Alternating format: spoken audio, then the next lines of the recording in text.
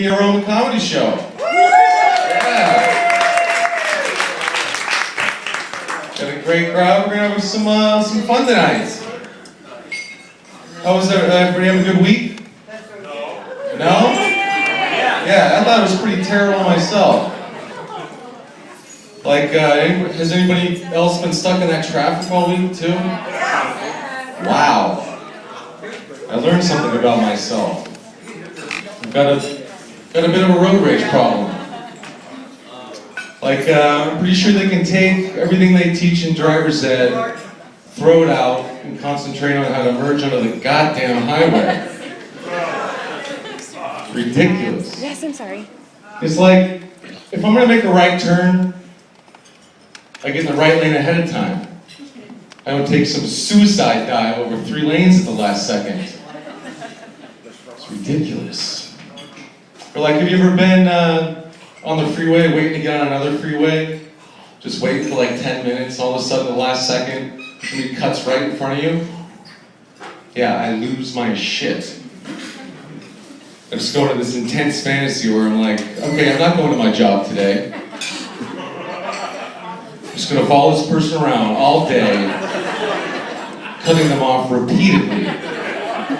In traffic, line at the bank, the grocery store, it doesn't matter. But at the end of the day, they recognize me and say, hey, you've been in my way all day. Who are you? Say, I'm the blue Subaru you cut off 9 hours ago. See how you like it. But like the guy at the red light, who moves up 1 inch every 5 seconds. Stopping and starting, making you think the light keeps turning green and distracting you from texting like everybody else at the red light. It's the same asshole with the family cartoon car stickers, with one for each idiot parent, idiot child, idiot pet, dead idiot pet. I guess it's just showing me how many orphans I'm gonna make after I sideswipe their car and first into a fucking telephone pole. I learned some things about myself this week. Another thing I learned was you should never road rage without tinted windows. I'll give you an example. I was driving behind this guy and he was just going really slow, so, you know, I didn't honk, I didn't flip him off, I just very politely screamed obscenities in my car and drove around him.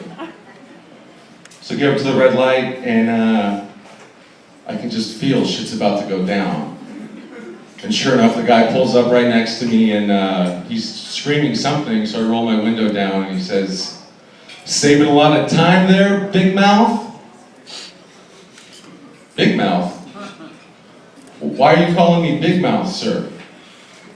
He says, oh, you don't think I could see you mouthing the words F you? I said, yeah, I didn't think you could see that at all. Checkmate, I got nothing.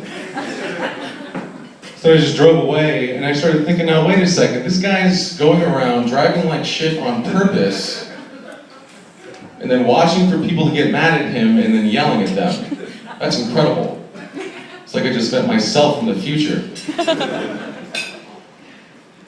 But, yeah. I'm trying to get over those road rage problems. Looks like we got some lovely couples in the audience tonight, huh? Anybody celebrating any anniversary or anything? First date? Absolutely nothing. Blue Friday! It's Friday. Blue Friday! Okay, so you need to relax.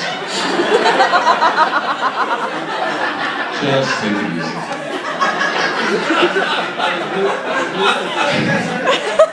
Okay, so my girlfriend left town. Yeah, and every time a pretty girl would be nice to me, I thought it was this big elaborate trap that my girlfriend had set. There was a line trying to get a sandwich, and this woman says, oh, the food smells great. I said, oh, so how do you know my girlfriend? I'm falling for that shit. Gotta get up pretty early to fool me, huh? My girl, she works at Planned Parenthood, and she gets hit on every now and then. She's like, wow, the balls on these guys. They just come right out and ask for her number. And she's so cool about it though too. She's like, well, this isn't my number, but you can call it this if you need to refill your prescription for genital warts. Pretty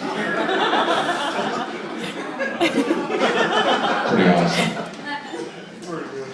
I think getting back into a serious relationship should require some sort of training. I'll give you an example. I was single for about 6 years.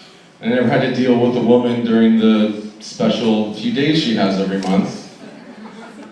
Then I meet this incredible woman, fall in love, and I'm just supposed to be able to handle it? It doesn't work that way.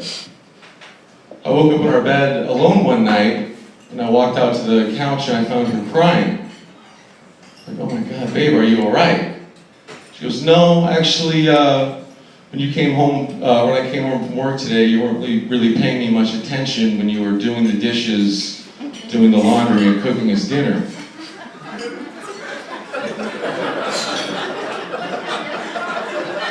Huh. Sort of goes against everything I thought I knew about living with a woman. And while I was still trying to process that, she followed through with, you didn't even want to snuggle me while we were sleeping. I was not even conscious. What am I supposed to do? So she said, I'm not trained for this anymore, I'm going back to bed, but congratulations on finding new and exciting things to get mad about. Oh. But, people in relationships like to reminisce about the good old days being single. But I don't. Remember how terrible they were. Like I met this one girl, we went out, first date, just the nicest girl I ever met in my whole life. Second date, even nicer. Third date, not so nice. As it turns out, the first 2 dates, she was high on heroin. And now she's out of heroin and demanding that I buy her more heroin. What a peach. Another girl I was with for about 2 months called me up and said, hey Joe, I'm pregnant. But don't worry, I'm 3 months along, so it's not yours. But the good news is the father's no longer in the picture, so you actually get to raise this child as your own. What a treat for me. Another girl I was with complained of me being distant while I was inside of her. I don't know how much closer I can get. Inside of you right now. But I'm not trying to say I'm better than anybody else. Okay, I got my own problems. For example, I don't recycle. Boo, indeed. It's terrible, but I don't recycle. Let me tell you why I don't recycle, though. My girl, she's always on my case about doing it, and so this one morning I woke up and I was like, all right, today's the day. I'm going to be a good person, I'm going to recycle. I have this massive pile of old newspapers in the back of my car, so I was like, all right, I'm going to take those to the dumpster. So I get there, I got one arm lifting the lid of the dumpster and the other arm holding all of these old newspapers, and it was in that moment that I saw something. I saw a person inside the dumpster staring at me. Alive. Like, I don't know if anybody in this room has ever opened the lid of a dumpster and found a person inside looking at them, but it's a frightening moment. First thing that went through my brain was, I don't want to die like this.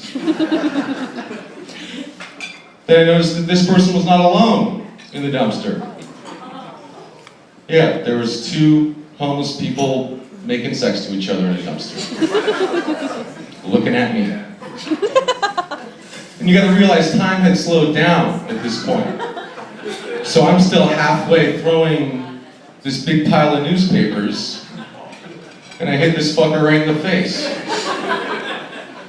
He started to scream, So I freaked out and I slammed the lid shut on his head, and I walked away from him and recycling forever. The environment is on its own now, as far as I'm concerned. But I was thinking like, man, I really hope I never get interrupted during sex like that. That would be pretty awful. But then I thought a little bit harder, and I have, and I'd like to share that with you now. So me and my girl went up with a bunch of friends to this cabin on the river. So there's like just absolutely no privacy to have sex in this cabin. So everybody's down at the river, and I was like, hey, let's sneak up to the cabin and have a quickie. So everything was going great, but then my brother decided he wanted to know where I went. So he wanders up to the cabin, and right at the climax of what we're doing, he sticks his head inside the door and yells, "Joe!"